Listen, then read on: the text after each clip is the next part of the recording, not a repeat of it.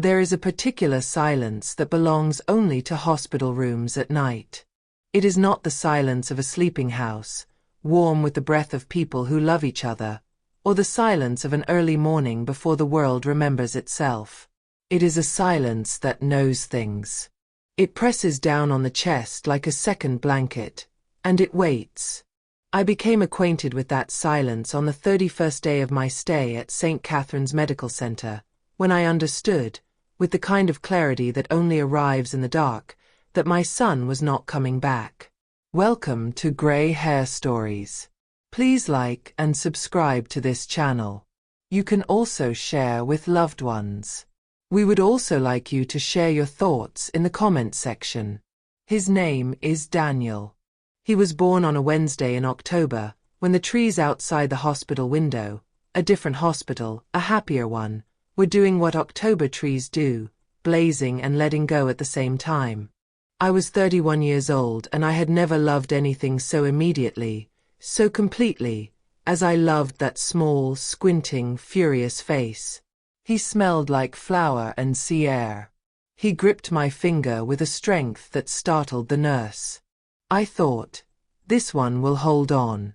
I was wrong about many things where Daniel was concerned. But I was most wrong about that.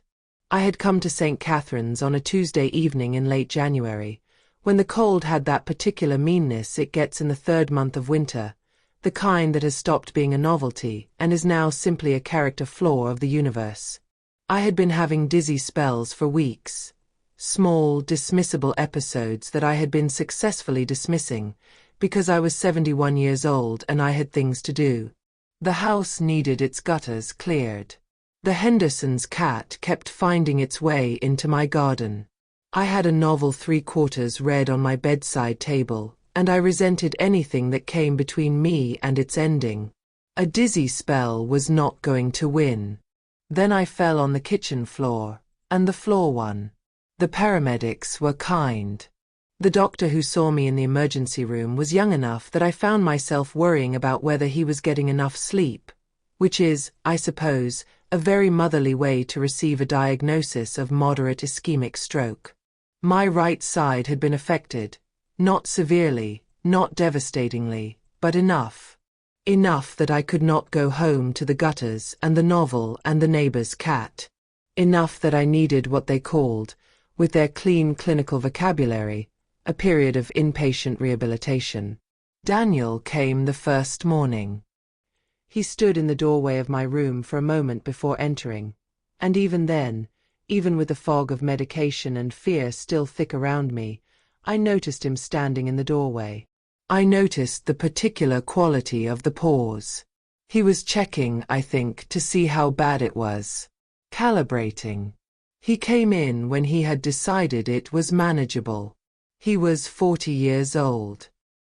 He had his father's jaw and his grandmother's eyes and a way of filling a room that had once seemed like confidence and now seemed like something else, something I did not have a clean word for. He kissed my forehead. He asked the questions one asks.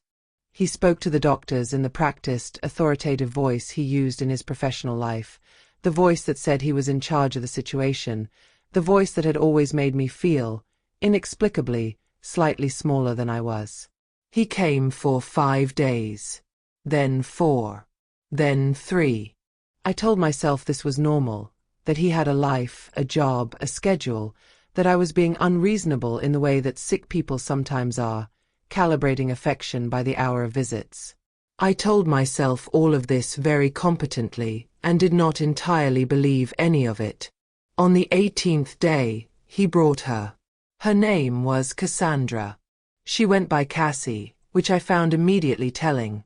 Not that she went by a nickname, but that the nickname she had chosen was so perfectly designed to make her seem approachable, easy, someone you could not possibly hold anything against. She was 34, blonde in the way that suggests significant effort, and she sat in the chair beside Daniel's with the alert stillness of someone performing the role of supportive partner, and performing it very well. She called me Mrs. Adeyemi in a tone that managed to be both respectful and subtly condescending, the way someone speaks to a person they have already, privately, categorized. I am not being fair to her. I know this. She was probably, in the accounting of the world, a perfectly reasonable woman. But she came into my room on day 18, and by day 23, Daniel had told me, gently, carefully, in the vocabulary of a man who had rehearsed his words in a bathroom mirror, that Cassie had been offered a position in Washington. That it was an extraordinary opportunity. That they had been talking, he and Cassie, about what this meant for them, for their future, and that they had decided this was the right time to make the move. That the logistics were complicated and he would need to fly out to help her get settled, but that he would be back. That I was in wonderful hands here. He had spoken to the doctors. Everything was being managed beautifully. That I was not to worry. I listened to all of this. I watched his face, which was the face of a man saying true things while knowing that the truth he was saying was only a part of the truth, the presentable portion, the part that could survive the light. I watched his hands, which he kept very still in his lap. Daniel's hands had always moved when he spoke, when he was a boy, when he was happy or excited or genuinely engaged. His hands were always part of the conversation. Stilled hands meant he was managing himself. I told him I understood. I told him to take care of himself. I told him to give Cassandra my regards. He came twice more after that. Brief visits, filled with the particular brightness of someone who is already, in his heart, somewhere else. On the last visit, he brought flowers, yellow tulips, which had always been my favorite, a fact he had remembered, which made the flowers worse somehow, not better. He stayed for 40 minutes. He hugged me carefully, as though I were made of something fragile, though I have never been fragile, and it seemed to me that he was handling what he was doing more than he was handling me.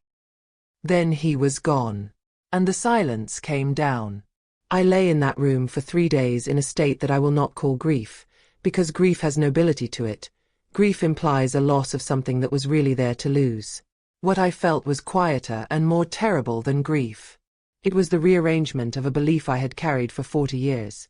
The belief that I was, to Daniel, in some fundamental and indelible way, necessary.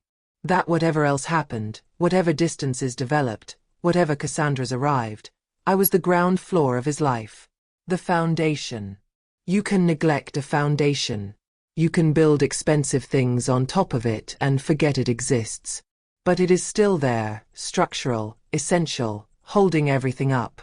I understood, in those 3 days, that I had been wrong about being the foundation. That I had perhaps been a piece of furniture, useful for a season, moved to another room when the decorator changed. I cried once, on the second night, and then I stopped. Not because the feeling passed, but because I decided something. Not yet the decision that would come later, the significant one, the one with the lawyer and the signature. That was still weeks away. But a smaller, prior decision. I decided that I would not arrange my life around the hope of his return. I would not measure my days in visits that did not come. I would not keep the wound open by pressing on it. I decided, lying there in the blue dark of St. Catherine's with a machine monitoring my heart, that I would look at what was actually in front of me.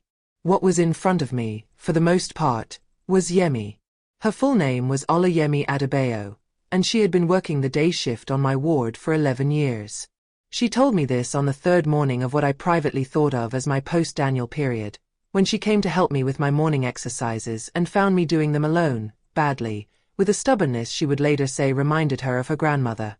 She sat on the edge of the chair beside my bed and watched me struggle with my right arm, and she did not rush to help, which I appreciated more than I could say. She let me find my own way to the movement. When I got there, she nodded once, the nod of a person who recognizes effort and respects it without making a performance of the recognition. Yemi was 46, Nigerian-born, with a daughter in secondary school and a son in his 2nd year of university. She was not what the movies make of nurses. She was not endlessly patient, not soft-voiced, not in the habit of administering comfort the way some people administer medicine, in measured doses designed to produce a specific effect. She was direct in the way of people who have seen enough to know that directness is a form of respect. She was sometimes tired, She was sometimes sharp. She laughed easily and completely when something genuinely amused her, the kind of laugh that changes a room.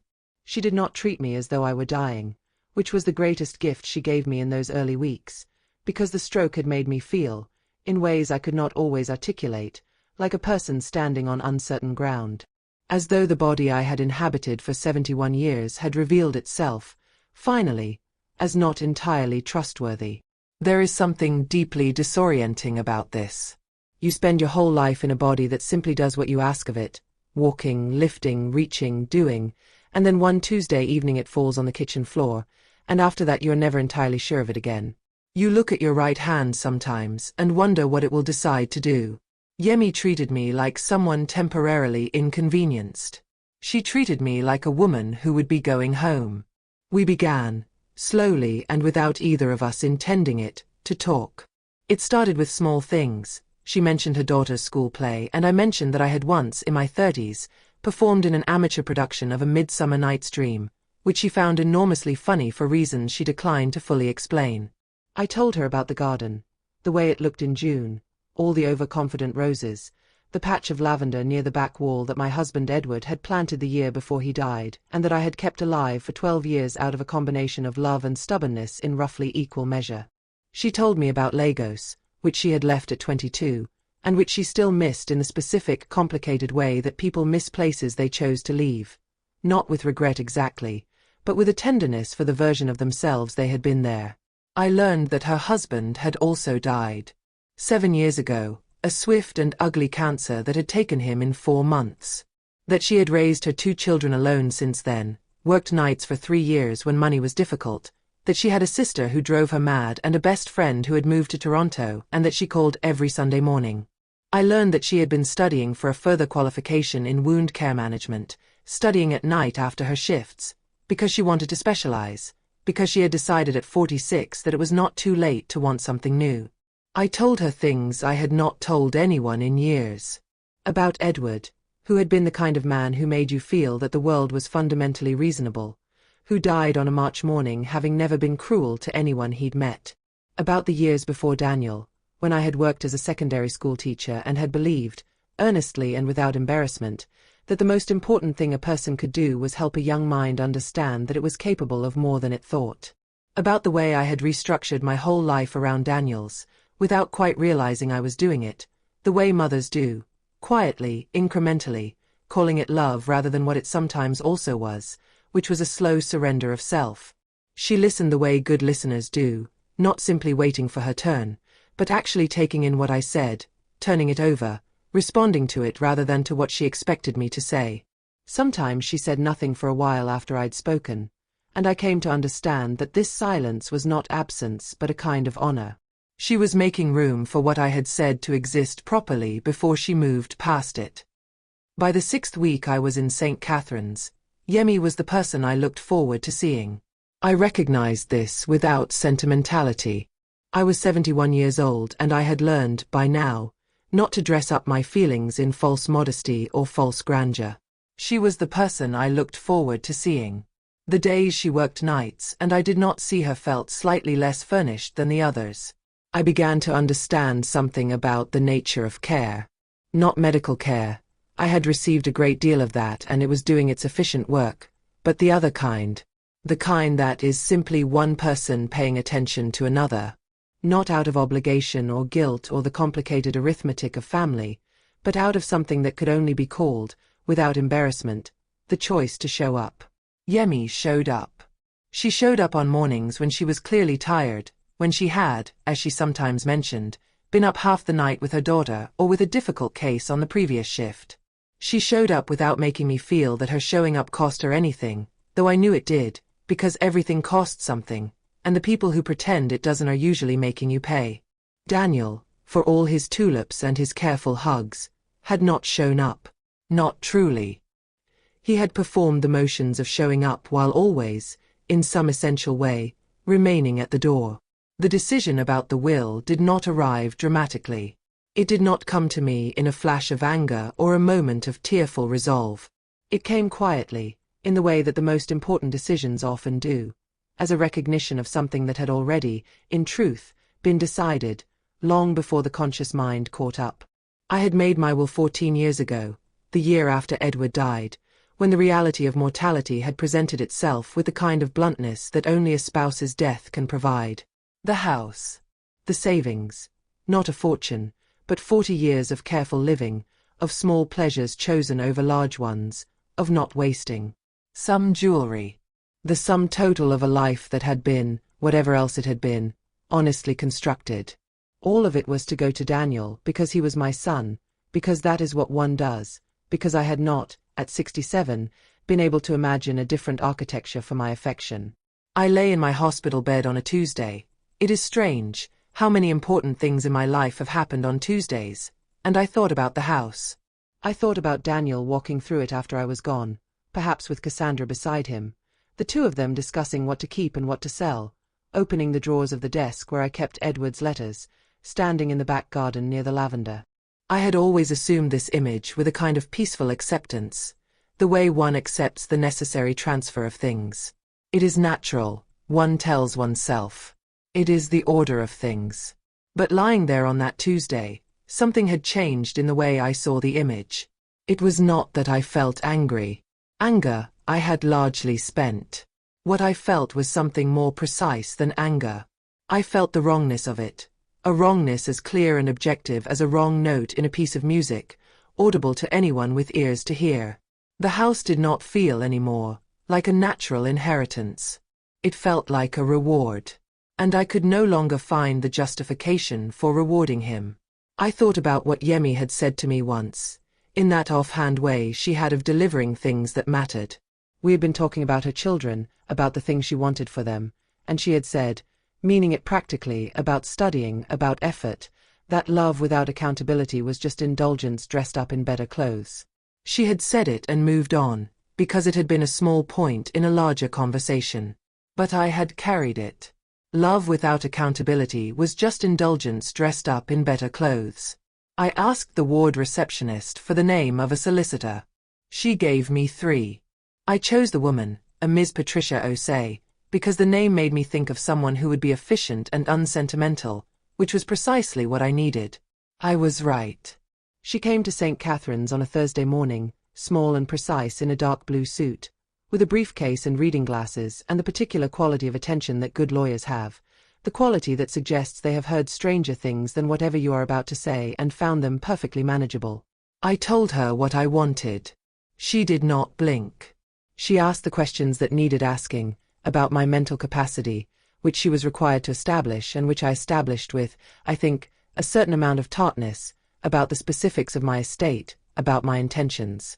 I told her that I wished to leave the house and the majority of my savings to Yemi Adebayo, a nurse employed at St. Catherine's. I told her I wished to leave Daniel a sum. Not nothing, I was not doing this in spite, I was doing it in truth, but a modest one. Enough to be acknowledged. Not enough to be a reward. Ms. Osei prepared the document. She returned on a Monday with the paperwork. I read it carefully. I have always read everything carefully. It is a quality that served me well as a teacher and has never stopped serving me, and I signed it. My right hand, the unreliable one, was steadier than I expected. As though it understood the importance of the occasion. As though it wanted to be part of this particular act. I put the pen down. Ms. Osei gathered her papers. She shook my hand with a firmness I appreciated. After she left, I sat for a long time looking out the window at the grey February sky, which was the color of undecided weather, neither one thing nor another. I felt, I think, what sailors must feel when they cut a line that has been tangled and has kept them from moving. Not happiness exactly, not the clean bright thing. Something more serious than happiness. A reorientation. A finding of true north. I had not told Yemi. I did not intend to tell her. The gift, when it came, would come in its own time. For now it was enough that it was done, that the thing I carried in me that had been shaped like Daniel, shaped like his claim on me, was no longer the shape of the future. The future had been redistributed. It belonged now to someone who had sat on the edge of a chair and let me find my own way to a movement before offering her hand. He came back in April. By then I had been home for 3 weeks. Home was the same as I had left it, only more so. The gutters still needed clearing. The Hendersons' cat had apparently been visiting regularly and had knocked over the ceramic pot by the back door. The novel on my bedside table was still 3/4 read, as though waiting politely for my return. I moved through the rooms slowly at first, and then less slowly, relearning the grammar of my own house. The right side still required negotiation, but Yemi had given me exercises, and I did them every morning with the same stubbornness she had observed in the hospital, the stubbornness she said reminded her of her grandmother, and which I had decided to take as a compliment. I had not expected Daniel. He had called twice since leaving for Washington, calls that were warm in the way of calls made from a safe distance, full of "how are you" and "the doctors say you're doing wonderfully and I'll come when things settle down." Things, apparently, had settled down. He arrived on a Saturday morning, having called the previous evening to announce himself. He looked well. Washington evidently suited him, or perhaps it was simply that Cassandra suited him, that the life he had chosen was producing in him a contentment that I observed without judgment and without particular warmth.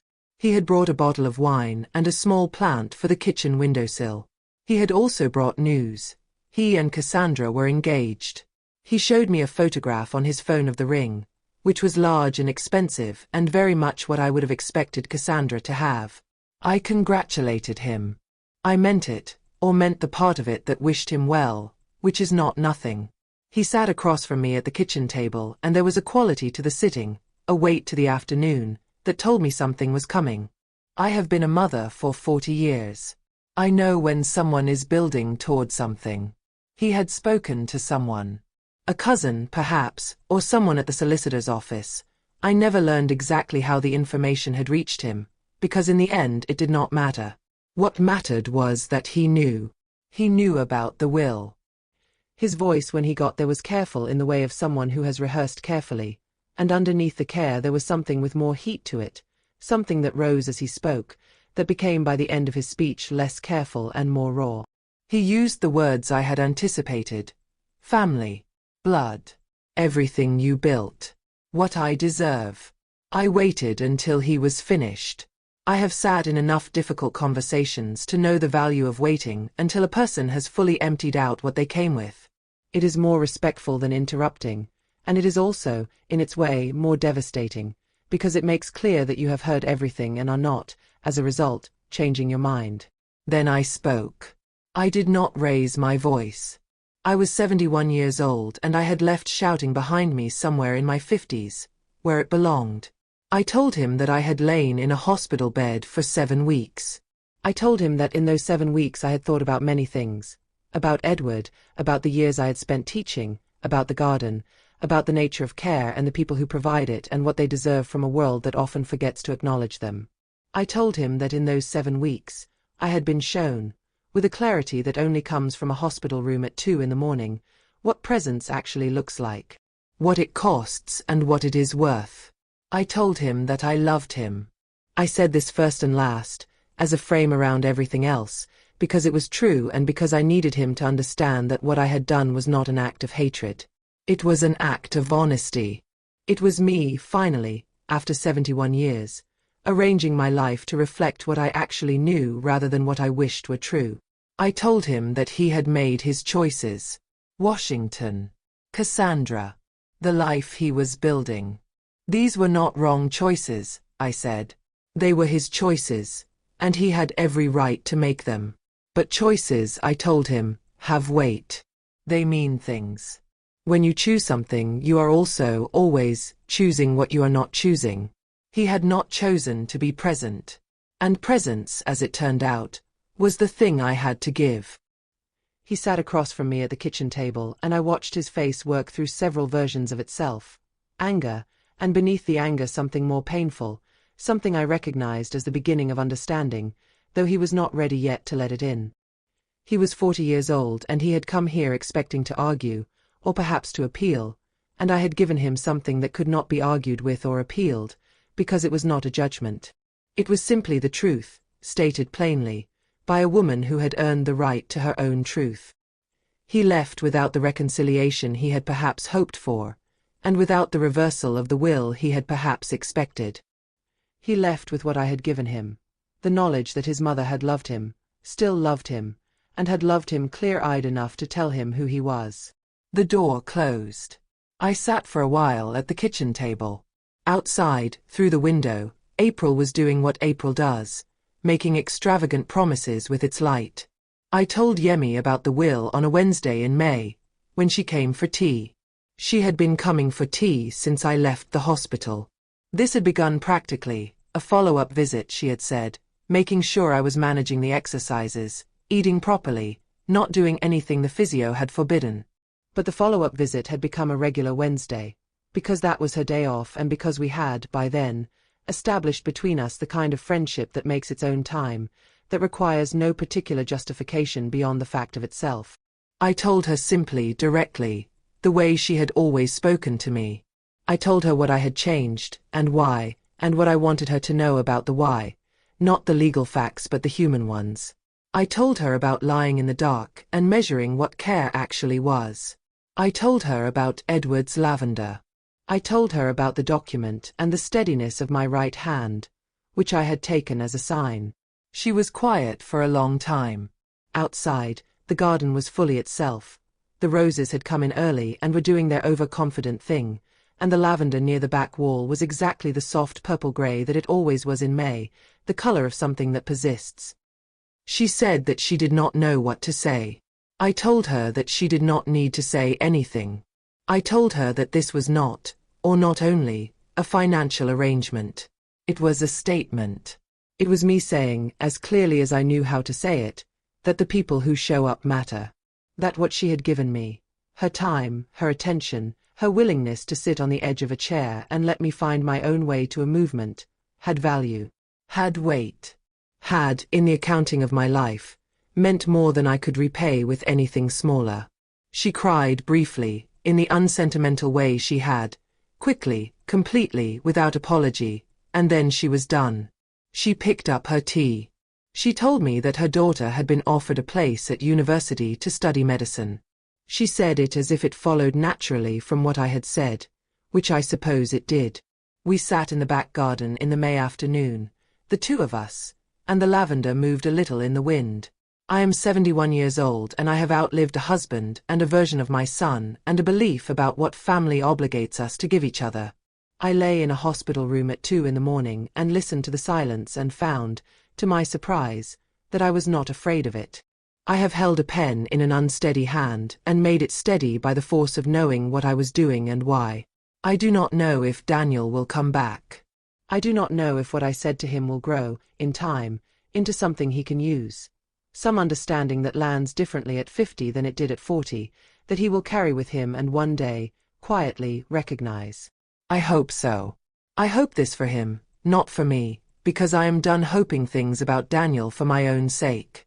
That particular hope has been retired, with some ceremony, and I am the better for it. What I know is this. I lived my life honestly. I taught children to believe in their own capacity. I loved a good man for 33 years and I have kept his lavender alive for 12 more.